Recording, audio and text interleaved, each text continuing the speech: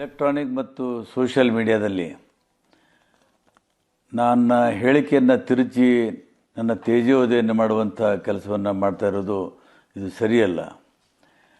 ನಾನು ಇವತ್ತು KR ಪೇಟೆಯಲ್ಲಿ ಯಾರೋ ನನ್ನ ಆತ್ಮೀಯ ಸ್ನೇಹಿತರಿಗೆ ಮಾತನಾಡುವಾಗ ಸಿದ್ದರಾಮಯ್ಯನವರ ವಿಷಯ ಪ್ರಸ್ತಾಪ ಆದಾಗ ನಾನು ಕೆಲವು ಅವ್ರ ಬಗ್ಗೆ ಮಾತಾಡಿದ್ದೇನೆ. ಅವರು ಲಕ್ಕಿ ಲಾಟ್ರಿ ಇತ್ತು, CM ಆದರು ಅಂತ ಹೇಳಿದೆ.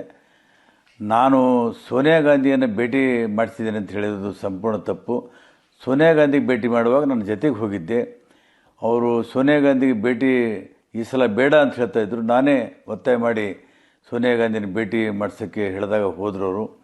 ಅವರೊಬ್ಬ ಮಾಸ್ ಲೀಡರು, ಅವರಿಗೆ ಮುಖ್ಯಮಂತ್ರಿ ಮಾಡುವಂಥ ಶಕ್ತಿ ನನಗಿಲ್ಲ.